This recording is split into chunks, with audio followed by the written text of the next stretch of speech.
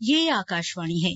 कोविड-19 विशेष कार्यक्रम के अंतर्गत प्रस्तुत है कोरोना वायरस संक्रमण की वर्तमान स्थिति पर चर्चा, जिसे प्रस्तुत कर रहे हैं पत्रकार सिद्धार्थ सिंह। इस कार्यक्रम में आमंत्रित विशेषज्ञ हैं स्वास्थ्य विशेषज्ञ डॉक्टर बलविंदर सिंह। नमस्कार श्रोताओं, आकाशवाणी के समाचार सेवा प्रभाग द्वारा कोरोना जागरूकता श्रृंखला के इस विशेष कार्यक्रम में आपका स्वागत है। आज के इस अंक के साथ मैं हूं सिद्धार्थ सिंह।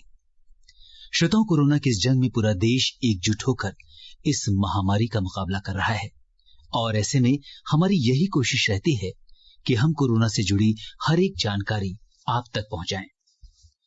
कोरोना के इस दौर में लॉकडाउन और सोशल डिस्टेंसिंग ही एकमात्र ऐसा उपाय है जिससे हम खुद सुरक्षित रहते हुए दूसरों को भी सुरक्षित रख सकते हैं।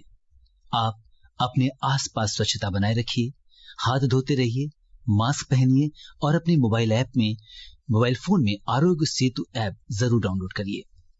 श्रोताओं, आज के इस कोविड-19 पर विशेष फोन इन कार्यक्रम में हमारे साथ हैं सफदरजंग अस्पताल नई दिल्ली के senior physician doctor Balwinder Singh.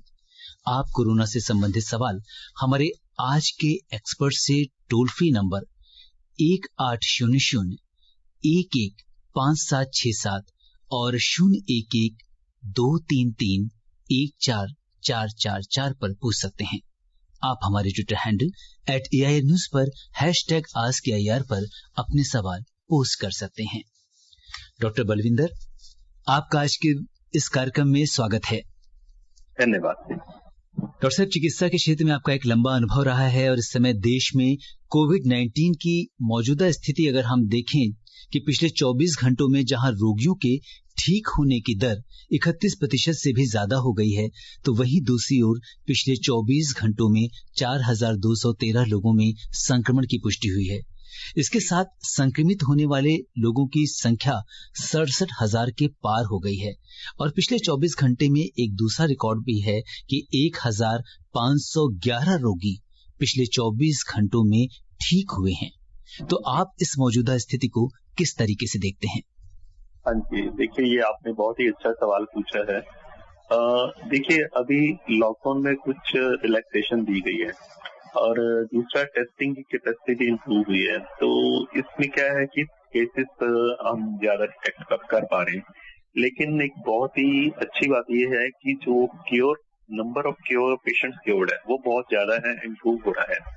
तो कुल मिला के पिक्चर जो है, हम ये कहेंगे कि वो इतनी भयावह नहीं है, क्योंकि इसमें देखिए एक चीज का बड़ा ध्यान रखना जरूरी है कि जितने भी ये संक्रमण के मामले सामने आ रहे हैं जी, ये इसमें से 85% के करीब जो है ये बहुत ही माइल्ड लक्षण प्रोड्यूस करते हैं। ये बहुत कम लक्षण होते हैं जिसमें से नाक का बहना या छींक आ जाना या थोड़ा खांसी आना, मुंह सूखना, हल्का फुल्का बुखार होना, उससे ये निकल जाता है। जो हमारा क्योर रेट जैसे बढ़ रहा है तो ये बड़ी जल्दी सीना बैलेंस में आ जाएगी।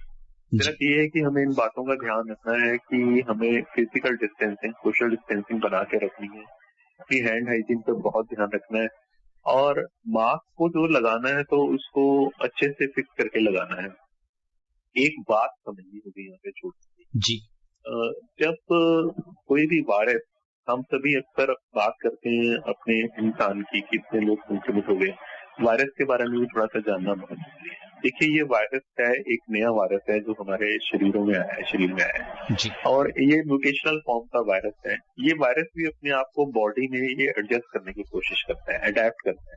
अब जब ये अडेप्ट करता है तो उसमें क्या होता है कि ये हमारे जो सेल्स बॉडी में प्रतिरोधक क्षमता देते हैं उनको ये अटैक करता है जी, और उसमें क्या होता है कि ये अपने आप को बॉडी में स्टैब्लिश करता है और जब बॉडी में ये स्टैब्लिश करता है तो हमारी बॉडी एंटीबॉडीज बनाती है।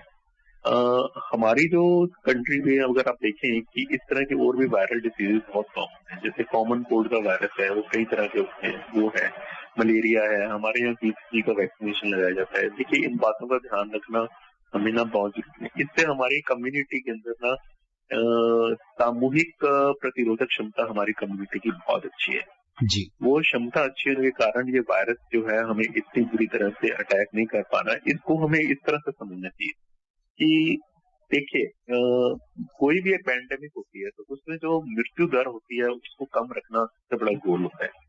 अगर मृत्यु दर कम रहती है तो उसमें कोई घबराहट नहीं होती, कोई पैनिक एक्शन नहीं होता, होना भी नहीं चाहिए। तो इस वायरस में जो मृत्यु दर है वो बहुत कम है, वो भी मुश्किल से 5% से नीचे ही है, वो भी उन लोगों में जिनकी उम्र 65 साल, अक्सर लोग 60 साल बोलते हैं, मैं समझूंगा कि 65 साल से ऊपर की उम्र जिनमें कोई और भी साथ में रोग है पुराना, जैसे डायबिटीज है या हार्ट की कोई कोरोनरी आर्टरी डिसीज है, किडनी की डिसीज है, कैंसर है। देखिए इन इंडिविजुअल्स में जो है प्रतिरोधक क्षमता कम हो जाती है, तो उनमें ये वायरस जो है थोड़े रिजल्ट जो है ना अच्छे नहीं होते हैं। कुल मिला के इसको ये इस तरह से समझना चाहिए कि माइल्ड इलनेस प्रोड्यूस करता है, यूं समझिए जैसे बिगड़ा हुआ जुकाम होता है जी। अक्सर लग जाता है, बिगड़ा हुआ जुकाम, खांसी आती है, गला दर्द होता है, हल्का फुल्का बुखार आ जाता है, तो कुछ नहीं है, बस पैरासिटामोल का टेबलेट लेना है। बेसिक्स जो क्या करना है क्या नहीं करना उस पर ध्यान रखना है। और कुछ 5 से 7% होते हैं जिनमें सांस की थोड़ी सी तकलीफ होती है, वो उसमें एंजाइटी और स्ट्रेस से भी हो जाती है। तो कुल मिला के कोई घबराने का जरूरत नहीं है, जो हमारा दर रेट है ठीक होने का वो बहुत बहुत अच्छा है बाकी देशों का। और डॉक्टर साहब आज स्वास्थ्य मंत्रालय ने कोविड-19 के बहुत मामूली और आरंभिक लक्षणों वाले रोगियों के घर पर आइसोलेशन के दिशा निर्देश भी आज संशोधित किए गए हैं। ऐसे रोगियों को आइसोलेशन का पीरियड समाप्त होने के बाद जांच की वहां पे आवश्यकता नहीं रहेगी। इसके बारे में आप क्या कहेंगे? हाँ, ये बहुत ही अच्छा आपने सवाल पूछा। देखिए इसमें क्या होता है कि pre symptomatic, mild and very mild cases में जो है हल्का इन्फेक्शन होता है वायरस का जी। और ये वायरस हमारे जो श्वास नली के ऊपर, जैसे हमारी नोज है, हमारा माउथ है, नेजल कैविटी के आसपास ही रहता है। और ये देखा गया है कि इस वायरस के होने के जब ये शरीर में जाता है तो अगर इसके लक्षण डेवलप होने होंगे तो आपको 5 दिनों में हो जाएंगे जी। और 5 से 7 दिनों में आपके लक्षण डेवलप होंगे और आने वाले 5 दिनों के अंदर पेशेंट जो है अक्सर इससे रिकवर कर जाता है। और पेशेंट रिकवर कब करता है? जब उसका इम्यूनिटी लेवल इम्प्रूव कर जाता है, मीन्स उसकी इम्यूनिटी बहुत अच्छी है। और कुछ लेबोरेटरी स्टडीज में, कुछ विदेशों में स्टडी हुई है कि जब पेशेंट को किसी भी सब्जेक्ट को इन्फेक्शन होता है, 5-7 दिनों में लक्षण होते हैं, बड़े माइल्ड होते हैं, वो 7 से 8 दिनों में रिकवर कर जाता है, तो उसमें जो टेस्टिंग का जरूरत नहीं है, क्योंकि उसके शरीर में आप देखेंगे तो उसके अंदर सफिशिएंट एंटीबॉडीज होती है और RT-PCR टेस्ट जो लगाया जाता है, जिससे हाई एंड टेस्ट होता है कंफर्मेटरी, वो बहुत सारे पॉपुलेशन जो इन्फेक्टेड लोगों में मोर देन 90% देखा गया कि ये नेगेटिव है।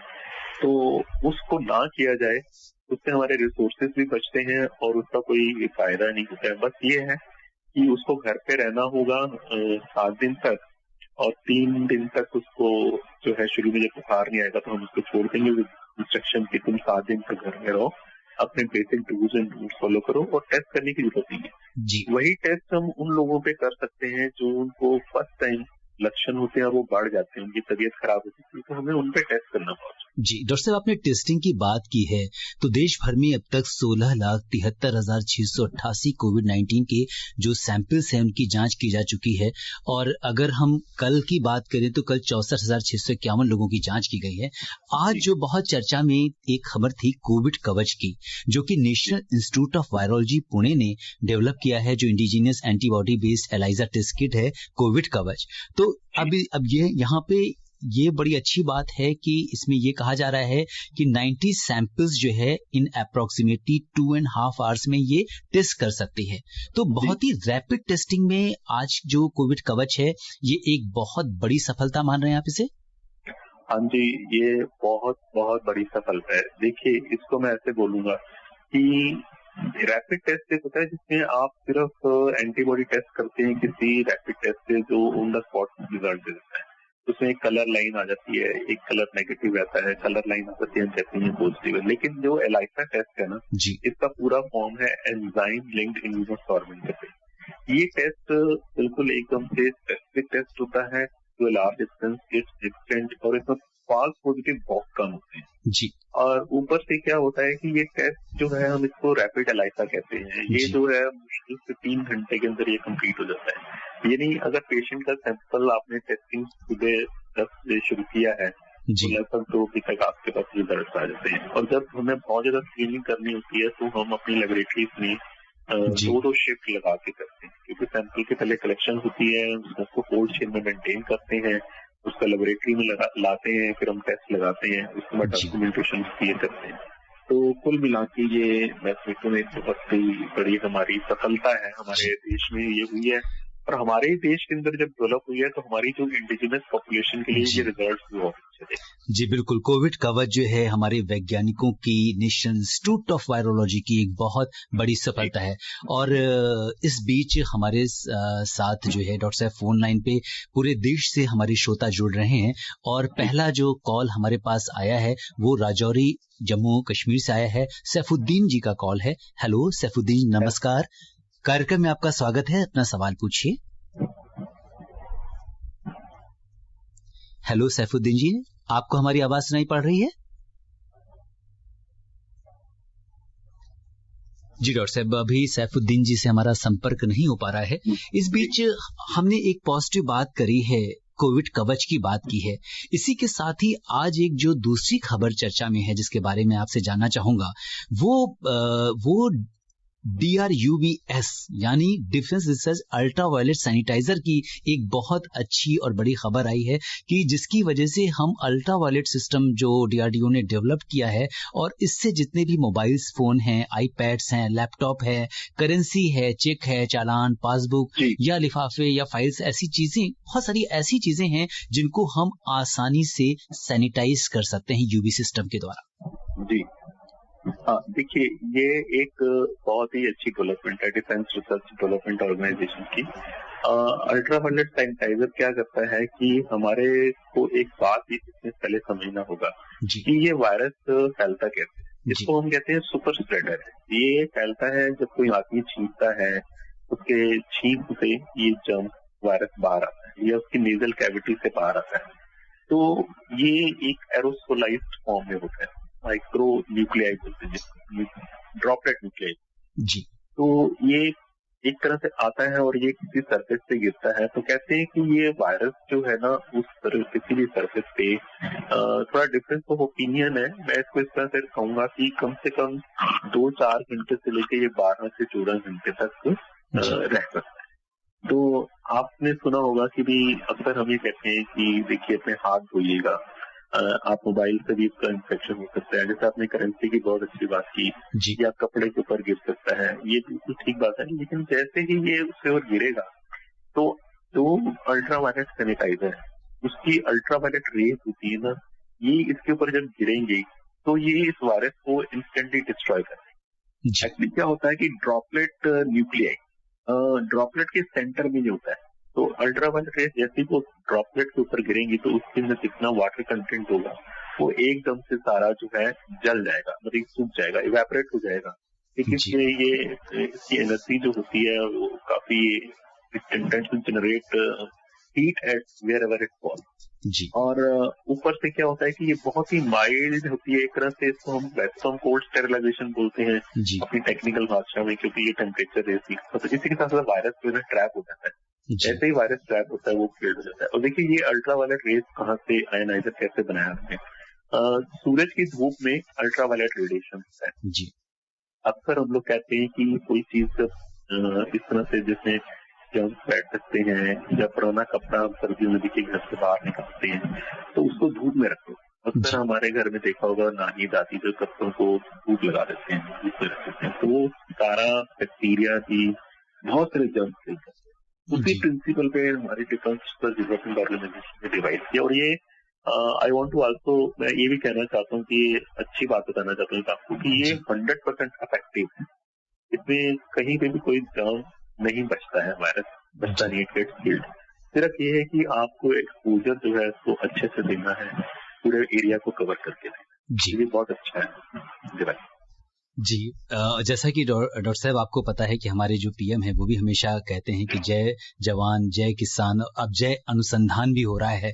तो हमारे देश में जिस तरह की जब इंडिजिनियस चीज हमारे सामने आती है, और इस समय पूरा विश्व जो है वो भारत के मैनेजमेंट को, कोविड-19 का मैनेजमेंट हमारा देश जिस तरीके से कर रहा है उसका साक्षी है। WHO ने भी इसकी प्रशंसा की है, और बहुत सारी चीजें, जैसे हमने कल भी देखा था किस तरह से फाइटो फार्मास्यूटिकल की बात हुई थी, जो 2 नई ड्रग और फेविपिराविर की बात हुई थी। तो इस तरह से नई नई चीजें हमारे देश में आ रही हैं, इस पे हम आपसे चर्चा जारी रखेंगे। इस बीच कप्पू राम जुड़ चुके हैं हमारे साथ, हमारे कॉलर सिरसा से, उनका फोन कॉल ले सकते हैं। हेलो कप्पू जी, नमस्कार। राम राम सर जी। राम जी, अपना सवाल पूछिए। डॉक्टर साहब, गाँव विजयसर, जिला सिरसा से सत्तूगाम घाटपाट ग्राम। जी, सवाल पूछिए अपना। तो मुझे यह देखना था जी, ये कोरोना वायरस हो जाता है किसी भाई को, तो इसका सही कितनी देर में पता लगता है सर जी? और मुझे एक सवाल है मेरा। जी डॉक्टर साहब, जांच कर रहे हैं, वो एक दिन में कितनी जांच होती है सर जी? जी डॉक्टर साहब, इन्होंने पूछा है कि कितने दिन में अगर किसी को कोरोना संक्रमण हो जाता है तो वो कितने दिन में पता चलता है और इसकी जांच कितनी देर में की जा सकती है? हाँ जी, कोरोना संक्रमण आजकल जब होता है तो आप ये सोच के चलिएगा कि 5 से 7 दिन के अंदर किसी भी इंसान को लक्षण उसके होने शुरू हो जाते हैं। और अक्सर आपने सुना होगा कि 14 डेज का इंक्यूबेशन पीरियड होता है। जी, 14 डेज का इंक्यूबेशन पीरियड का मतलब होता है कि जब जर्म आपकी बॉडी में जाता है और उस जर्म को मल्टीप्लाई होके और आपकी छींक में वो बाहर आना, वो 14 दिन का टाइम होता है। परंतु अगर आप उसको लक्षण के हिसाब से देखें तो अक्सर 5 और 7 दिन के बीच में हमारे शरीर में लक्षण आने शुरू हो जाते हैं। तो पीरियड जो है 14 दिन का इंक्यूबेशन पीरियड है। 5-7 दिन के बाद तो लक्षण आएंगे ही आएंगे और ये थोड़ा सा आगे फिर बढ़ भी सकते हैं। परंतु अगर आपकी इम्यूनिटी अच्छी है तो ये अक्सर जो है 14 दिन के अंदर ये सेटल भी हो जाएगा। तो इसमें कोई घबराने का बात नहीं है। 5 से 7 दिन सोच लीजिए। जी, अच्छा डॉक्टर साहब से ये पूछना चाहेंगे कि जब इसका संक्रमण होता है तो जैसा कि हम देखते हैं कि अगर हम विडाल टेस्ट कराते हैं टाइफाइड के केस में या दूसरी बीमारियों में, तो उस इन्फेक्शन को आने में एक जो पर्टिकुलर पीरियड है उसके बाद ही वो टेस्ट में पॉजिटिव या निगेटिव आता है। कोरोना के केस में हमें एग्जैक्टली अगर हमें किसी को इन्फेक्शन हुआ है तो ऑलमोस्ट मतलब ये 14 डेज के अंदर आ जाता है या बहुत इनिशियल भी ये हमारा जो टेस्टिंग मेथड से बहुत इनिशियल स्टेज में ही डायग्नोज कर लेते हैं इसे? नहीं, ये इसको जो है ना 4 से 5 दिन के अंदर ये पॉजिटिव आ जाता है। तो हम उसको 14 डेज रखते हैं। 14 डेज के एंड पे उसका टेस्ट हम रिपीट करते हैं। वो क्यों करते हैं कि हमारी बॉडी में जैसे ही ये संक्रमण जाता है तो हमारी बॉडी जो है रिएक्ट करती है, वो प्रतिरोधक क्षमता जो होती है हमारी, वो एंटीबॉडीज बनाती है। जी, तो यूं समझिएगा कि डे 0 पे जैसे आपको इन्फेक्शन हुआ तो अब बॉडी में जैसे ही क्या हमारी बॉडी का सिस्टम होता है, एंटीबॉडीज होती है, वो इमीडिएटली एंटीबॉडीज बनती हैं और वो वायरस को न्यूट्रलाइज करना शुरू कर देते हैं। जी, तो इनिशियली क्या होता है कि it is a kind of ये संघर्ष है वायरस के बीच में और हमारी प्रतिरोधक क्षमता के बीच में। तो अक्सर शुरू के 5-7 दिन में ये वायरस बड़ी फास्ट मल्टीप्लाई करता है और हमारी बॉडी की जो प्रतिरोधक क्षमता होती है, एंटीबॉडीज बनने की जो स्पीड होती है, वो थोड़ी सी पीछे होती है, वो वायरस की आगे होती है। परंतु जैसे ही टाइम बीतता है हमारी बॉडी बहुत अच्छा सा ब्रिस्क रिस्पॉन्स देती है और हमारी एंटीबॉडीज का लेवल जो है वो बढ़ना शुरू होता है। जैसे ही वो एंटीबॉडीज का लेवल बढ़ता है तो वो क्या करती है, इस वायरस को किल करती है। तो जब 14 दिन जब पेशेंट देखिए आता है हॉस्पिटल में, उसको क्वारंटीन में रखते हैं 14 दिन क्यों क्वारंटीन में रखते हैं कि अगर उस पेशेंट को वो बीमारी होनी है तो वो 14 दिन के अंदर वो डेवलप हो जाएगी। 5वें दिन डेवलप हो, 6वें दिन हो, 7वें दिन, 8वें दिन, 10वें दिन। बट 14 दिन के बाद क्या होता है कि हमारी बॉडी में जो एंटीबॉडीज हैं वो इस लेवल तक आ जाती है कि वो वायरस को न्यूट्रलाइज कर देते हैं। 14 डेज के बाद हम उसके 2 RT-PCR टेस्ट करते हैं। RT-PCR एक कंफर्मेटरी टेस्ट है। वो टेस्ट नेगेटिव अगर आता है तो हम कहते हैं यस, ये पेशेंट जो है अपना इंक्यूबेशन पीरियड जो है इसने टाइड ओवर कर लिया है। मीन्स ये 14 डेज के अंदर इसकी बॉडी के अंदर जो एंटीबॉडीज है इसका शरीर जीत गया है और उसने वायरस के इन्फेक्शन को, मल्टीप्लिकेशन को एलिमिनेट कर दिया है। 14 डेज के बाद उसके हम 2 टेस्ट अक्सर करते थे पहले, अब तो हमने वो कर ही दिया। आपने बताया टेस्ट करने का जरूरत नहीं, क्योंकि पेशेंट के लक्षण शांत हो गए हैं, शरीर शांत हो गया, उसका बुखार नहीं आ रहा, प्रतिरोधक क्षमता अच्छी हुई, तो टेस्ट करने का। जी, जो कि नई डिस्चार्ज जो पॉलिसी है उसमें ये निर्धारित किया गया है। और इस बीच जो श्रोता हमसे अभी जुड़े हैं उन्हें हम बता दें कि कोरोना जागरूकता के इस विशेष फोन इन कार्यक्रम में आज श्रोताओं के सवालों का जवाब दे रहे हैं सफदरजंग अस्पताल नई दिल्ली के senior physician doctor Balwinder Singh. और इस बीच हम रुख करेंगे राजस्थान में जयपुर का, जहां से भूपिंदर जी हमसे जुड़ चुके हैं। भूपिंदर जी नमस्कार, पूछिए अपना सवाल। सर मैं पूछना चाहता हूँ कि सर ये जो वायरस की कंसंट्रेशन जो बॉडी के अंदर गई है सर, इससे कोई फर्क पड़ता है कि कितना वायरस अंदर गया है? हाँ जी, उसमें क्या है कि अक्सर क्या होता है कि जब वायरस हमारे अंदर जाता है तो उसको बोलते हैं इनोकुला ऑफ इन्फेक्शन, मीन्स कितना वायरस अंदर गया। लेकिन कितना वायरस अंदर गया है वो उससे ज्यादा इम्पोर्टेंट ये समझना है कि अगर कुछ 10 से 12 पार्टिकल भी अगर अंदर चले जाएंगे वायरस के तो वो मल्टीप्लाई करने की क्षमता रखता है। तो अगर इनोकुला 10 से 15 पार्टिकल्स गए हैं, वो आपके मान लीजिए नेजल कैविटी में, ओरल कैविटी में गए हैं, तो इस पे भी डिपेंड करता है कि आपकी और गले में कोई जख्म तो नहीं है, आपके नाकों पे जख्म तो नहीं है। अगर वहां पे कोई जख्म है, अच्छे छोटे हल्के फुल्के एब्रेजन है, तो ये बड़ी जल्दी से मल्टीप्लाई करेगा और चला जाएगा। अगर आप थोड़ा दूर खड़े हैं और बहुत कम पार्टिकल्स निकलते हैं तो हमारी लोकल इम्यूनिटी होती है, जिसको बोलते हैं सिक्रेटरी इम्यूनिटी, IgA, वो उसको किल कर देती है। तो डेफिनेटली इनोकुला का ये समझिएगा कि 10 से 15 पार्टिकल्स अंदर जाने से भी इन्फेक्शन हो सकता है। जी डॉक्टर साहब, और इस बीच हमारे साथ अगले कॉलर आ गए हैं भुवनेश्वर से, सुब्रत जुड़ चुके हैं। सुब्रत जी नमस्कार, कार्यक्रम में आपका स्वागत है। अपना सवाल पूछिए। नमस्कार सर। जी अपना सवाल पूछिए। हेलो जी सर, नमस्कार सर। जी सुब्रत जी, आपकी आवाज हमें आ रही है, आप अपना सवाल पूछिए। हाँ सर मैं सवाल ये करना चाहता हूँ सर, जैसे कि हम ऑफिस में या कहीं बाहर जाके आते हैं सर जी सर, उस टाइम सर कि जैसे कि थकान होता है तो सर हम कपड़ों के तो हम थके होके आते हैं तो सर कपड़ा बार बार सर मतलब कि धोना पॉसिबल नहीं होता। सर मैं ये जानना चाहता हूँ सर, धूप में सुखाना चाहिए तो वायरस से जल्दी खत्म होता है, या सर कहीं बाहर जाके आके लेट जाते हैं सर बेड पे, या बेडशीट हम बाहर सुखाना चाहिए सर, ये सर वायरस कितना देर में खत्म हो जाता है? और सर दूसरा क्वेश्चन है कि सर ये वायरस जैसे कि सरफेस या कहीं ऑब्जेक्ट में सर 3-4 घंटे में खत्म हो जाता है सर, इसको जिंदा रहने के लिए सर ह्यूमन बॉडी में सर ये कितना देर तक तो मतलब कि उसको सर्वाइव करने के लिए ह्यूमन बॉडी काफी है या और कुछ है? जी डॉक्टर साहब। देखिए, इनका पहला सवाल है कि जो कपड़े हैं जी, आप जब कपड़े घर आते हैं तो आपको सबसे पहला काम क्या करना है? जी डॉक्टर साहब, मैं बल्कि इसको इस तरीके से देखता हूँ कि जब भी हम बाहर जाएं तो क्या SOP होनी चाहिए हमारा अपने आप को सैनिटाइज करने की, कपड़ों को और खुद को भी। जी हाँ, हमें थोड़ा सा अपने हैंड को जब सैनिटाइज कर लेना चाहिए जब आप पहन के जाते हैं, और कपड़ों को सैनिटाइज करने का कोई जरूरत नहीं है, क्योंकि देखिए सैनिटाइजर की क्या है, एक सैनिटाइजर जो होता है ये अल्कोहल बेस्ड सैनिटाइजर होते हैं, 70% आइसोप्रोपाइल अल्कोहल होता है। अगर आप अपने हैंड्स को, जो बॉडी का एक्सपोज पार्ट है जैसे हैंड्स पे, उसको सैनिटाइज कर लीजिएगा। ऐसा नहीं आप सैनिटाइजर को फेस पे मिलेंगे उससे नहीं, और कपड़ों पे सैनिटाइजर ज्यादा डालना ठीक नहीं रहेगा, उससे कोई फायदा नहीं होने वाला है, क्योंकि वो बहुत जल्दी इवेपोरेट कर जाता है। आप आराम से कपड़े पहनिएगा, अपने हैंड्स को सैनिटाइज करिएगा। और मैं सोचता हूँ कि सैनिटाइजर्स के बारे में हमें बहुत ज्यादा नहीं सोचना चाहिए। जो सिंपल सोप होता है और प्लेन वाटर जो आपके घर में आता है, आप उससे अपने हाथ अच्छे से धोइएगा, नीट एंड क्लीन टॉवल से साफ करिएगा, अपने कपड़े पहनिएगा और चले जाइएगा। दूसरा सवाल इनका क्या था वो जरा मुझे बताइए। जी, इन्होंने पूछा कि धूप में अगर हम कपड़ा सुखाते हैं वो ज्यादा अच्छा रहेगा या कपड़े को धोना ही एकमात्र विकल्प है?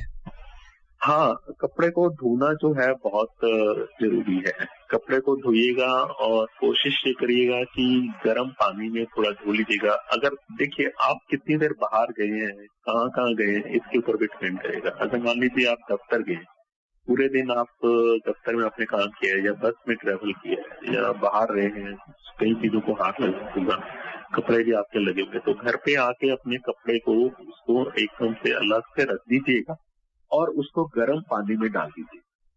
गर्म पानी में डालने से क्या होता है, थोड़ा सा साबुन भी डालिएगा, तो जैसे ही ये गर्म पानी के कांटेक्ट में आएगा साबुन वाले पानी के, ये तुरंत मच जाएगा। लेकिन उसको एज ए प्रिकॉशन सावधानी के तौर पर 15 मिनट से 20 मिनट तक उसको गर्म पानी में साबुन वाले में रखिएगा। उसमें रखने से ये बिल्कुल जो है खत्म हो जाएगा। दूसरी बात आती है धूप में डालने की। बिल्कुल ठीक है, धूप में डालना, अगर धूप, देखिए कभी मौसम ऐसा निकलता है कि धूप निकलती नहीं है और कभी बहुत तेज निकल आती है। अगर धूप तेज निकली है तो आप उसको धूप में डालेंगे तो भी कपड़ा आपका सैनिटाइज, अल्ट्रावायलेट रेज होती है सूर्य की धूप में, वो उसको सैनिटाइज कर देगी। और अगर जिस दिन धूप नहीं निकलिएगा तो इतना चिंतित मत हो जाइएगा, उसको अपने गर्म पानी में धोइएगा, पंखे के नीचे सुखा के उसको अपना मन करे तो उसको प्रेस कर दीजिएगा, वो एक एक्स्ट्रा प्रिकॉशन होगी, नहीं तो आप उसको साबुन से धोएंगे तो भी ठीक है। जी डॉक्टर साहब, इन्होंने एक चीज और पूछी थी कि ह्यूमन बॉडी में ये कितनी देर तक रिटेन रहता है कोरोना वायरस? ह्यूमन बॉडी में ये कितनी देर तक रिटेन रहता है जी।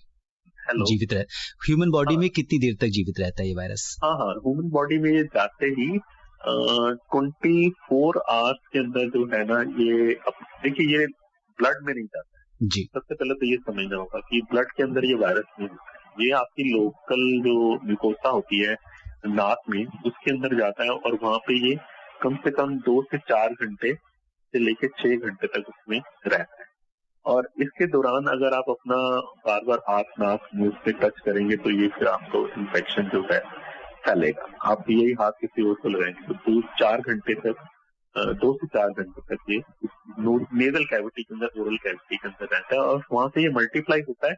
और हमारे देखिए एपिथेलियल लेयरिंग सेल्स की लेयर्स होती हैं, वो लेयर ऑफ सेल्स जो है उसके अंदर से ये पेनिट्रेट करता हुआ फिर ये हमारे रेस्पिरेटरी ट्रैक में नीचे उतर जाता है। रेस्पिरेटरी ट्रैक से जाता हुआ ये श्वास नली में जाता है, श्वास नली से जाके ये अक्सर ये ऊपर की श्वास नली में जो है काफी देर तक रहता है, 2 से 4 घंटे ओरल कैविटी में। फिर ये ट्रीकिया की तरफ जाएगा तो 2-3 घंटे वहां रहेगा। करते करते ये जो है हमारे जो है ट्रीकिया जहाँ पे एंड करता है, जहाँ पे हमारा लैरिंक्स होता है, उसमें ये 4 से 6 घंटे रहेगा। लेकिन इतनी देर में एक बहुत ही अद्भुत घटना घटती है। ये हमारी जो सेल्स होती है रेस्पिरेटरी एपिथेलियम की, उसमें ये अपने आप को अटैच कर लेता है। बहुत सारी खोज होनी है इस मामले में, उसमें ये अटैच कर लेता है और ये धीरे धीरे मल्टीप्लाई करना शुरू करता है। और अगर आपकी प्रतिरोधक क्षमता अच्छी है तो बॉडी इसको फाइट कर लेगी, हल्के फुल्के लक्षण आएंगे, चला जाएगा, उसके बाद बुखार चला जाएगा, लक्षण चले जाएगा। परंतु अगर आपकी प्रतिरोधक क्षमता अच्छी नहीं है तो फिर ये और नीचे की तरफ जाएगा, ट्रैवल करेगा और लंग्स के अंदर जाके लोअर रेस्पिरेटरी ट्रैक, उसको बोलते हैं LRTI, लोअर रेस्पिरेटरी ट्रैक में जाके ये बैठ जाता है और वहां पे ये मल्टीप्लाई करता है और न्यूमोनिया जैसी पिक्चर प्रोड्यूस करता है। यहाँ पे एक बहुत ही इंपॉर्टेंट चीज मैं आपको बताना चाहता हूँ, जब ये आपके लोअर रेस्पिरेटरी ट्रैक में चला जाता है तो फिर ये बहुत फास्ट मल्टीप्लाई करता है और उससे क्या होता है, ये बहुत सारा म्यूकस प्रोड्यूस करता है। आप सीवियर इन्फेक्शन में आ जाते हैं। जी, म्यूकस प्रोड्यूस करता है और वो क्या होता है, एयर स्पेसिस जो है ना वो बहुत कम हो जाते हैं और सांस फूलने लगता है और वो फिर इतनी तेजी से बढ़ने लगता है कि पेशेंट को सांस फूलेगा और बहुत तेज बुखार आएगा, उसको फीलिंग ऑफ सिंकिंग होगी, उसके दिल की धड़कन बहुत तेज हो जाएगी, पल्स बहुत बढ़ जाएगी। तो ऐसी अवस्था में सिर्फ कहते हैं कि ये सीरियस केस है, लेके जाएंगे। तो नक्शल में आपके क्वेश्चन का आंसर ये है कि ऊपर के रेस्पिरेटरी ट्रैक में, श्वास नली में तो ये कुछ घंटे रहता है, तो जैसे जैसे नीचे चलता जाता है तो ये बढ़ता जाता है, मल्टीप्लाई करता है, फिर ये काफी दिन तक अंदर रहता है। और अगर आपकी उम्र ज्यादा है, 65 से ऊपर उम्र है और बीमारी है, तो फिर ये आपके पूरे लंग्स को ये खा जाता है अंदर से और हमें फिर वेंटिलेटर पे पेशेंट चला जाता है। लेकिन फिर उस तक क्या होता है, एक चेन रिएक्शन डेवलप हो जाता है, जिससे हम बोलते हैं कास्केड चेन रिएक्शन डेवलप हो जाता है और उसको कंट्रोल करना बहुत मुश्किल होता है। ये सेप्सिस में शुरू हो जाती है, सेप्टिसीमिया हो जाता है, पेशेंट सेप्टिक शॉक में चला जाता है। तो मैं इसको इतना करूंगा, फिर ये शरीर से निकलता है।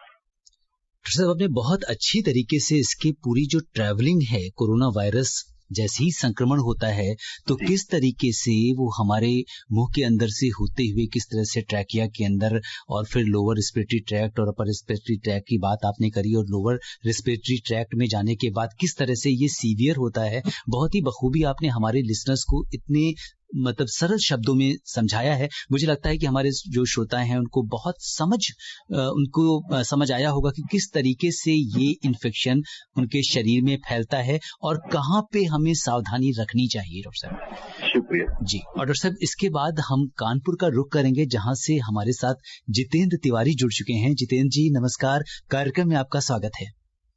जी डॉक्टर साहब, मेरा प्रश्न ये है, क्या ये किसी स्पेशली ब्लड ग्रुप में ज्यादा इफेक्टिव होता है या फिर सारे नॉर्मल ही होते हैं? देखिए, आपने तो एकदम बहुत ही अच्छा सवाल पूछा है जी। मैंने पहले बोला है कि ये एक नए तरीके का वायरस है और ये म्यूटेशनल फॉर्म में है। ये कौन से पर्टिकुलर ब्लड ग्रुप को, कौन सा इंसान जिसका ब्लड ग्रुप ए है या बी है, ओ पॉजिटिव है, कैसे करता है, इसके ऊपर अभी खोज चल रही है। अभी तक हमारे पास कोई इतना क्लियर कट एविडेंस नहीं है कि कौन से पर्टिकुलर ब्लड ग्रुप के इंसान को ये ज्यादा पकड़ता है। जैसे जैसे हमारी अनुसंधान बढ़ेगी, खोज बढ़ेगी, तभी इसका हम आंसर क्लियर कट कर पाएंगे। क्योंकि अगर अभी मैं आपको बता दूं ये ए ब्लड ग्रुप का जो बी को करता है, तो अभी इसके ऊपर इतनी स्टडीज हुई नहीं है। ऑथेंटिसिटी, हम देखिए एलोपैथिक साइंसेस में ऑथेंटिसिटी को बहुत मानते हैं कि जो भी हम बताएं वो ऑथेंटिक होना चाहिए। तो उसके लिए कुछ कम से कम 10-15 अच्छी सी स्टडीज होनी चाहिए, not only in India but in America, England, Italy, इन सब कंट्रीज में होने के बाद हम अपना जब सारा ये रिसर्च कर लेते हैं तो उससे हम कंक्लूजन निकालते हैं। तो अभी ये कह पाना थोड़ा मुश्किल होगा कौन से ब्लड ग्रुप को ले ज्यादा ससेप्टिबल। आप अभी ये सोच के चलिएगा कि सभी ब्लड ग्रुप के लोग इसमें ससेप्टिबल होते हैं, सभी एज ग्रुप के लोग ससेप्टिबल हैं, बच्चा भी ससेप्टिबल है, जेंट्स और लेडीज भी दोनों इक्वली ससेप्टिबल है, यंग पर्सन, ओल्ड एज का आदमी भी ससेप्टिबल है। जी, तो डॉक्टर साहब इसीलिए हमारा जो ये कार्यक्रम फोन इन कार्यक्रम है, यहाँ पे श्रोताओं के मन में इतने तरीके के कोरोना को लेकर सवाल हैं और ये एक ऐसा प्लेटफॉर्म है जहाँ पे बहुत सारी ऐसी जो मिथ है या जो लोगों के मन में सवाल उठते हैं उनका सही जवाब एक्सपर्ट के माध्यम से दिया जाता है। और हमारी यही हमेशा कोशिश होती है कि आपके दिल में जो भी कोरोना को लेकर सवाल हों वो एक हम एक्सपर्ट से उसका जवाब दिलवाएं और आप किसी तरह की इस तरह की भ्रांतियों में ना फंसें। और इस तरह की चीजें हम अपने बुलेटिन्स में भी बराबर कवर करते रहते हैं। डॉक्टर साहब इस बीच हमारे साथ एक श्रोता ने सवाल ये पूछा है कि जैसे आपने बोला कि ये अगर हम देखें तो ट्रैकिया या पूरी श्वास नली के जरिए ये वायरस ट्रैवल करता है, लेकिन अगर किसी मरीज के या किसी व्यक्ति के शरीर में अगर ओपन वुंड या घाव हैं तो क्या इसके थ्रू भी कोरोना एंट्री मार सकता है?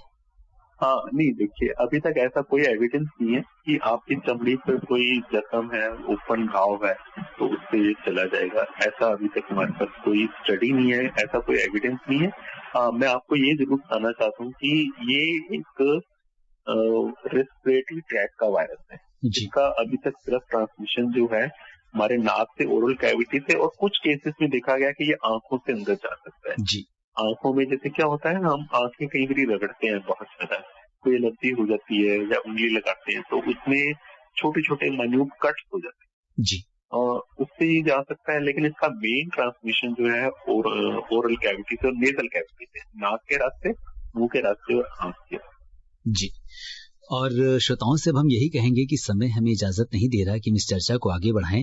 अब हम और फोन कॉल्स नहीं ले पाएंगे। चलते चलते डॉक्टर बलविंदर, आप आकाशवाणी के श्रोताओं को क्या टिप्स देना चाहेंगे?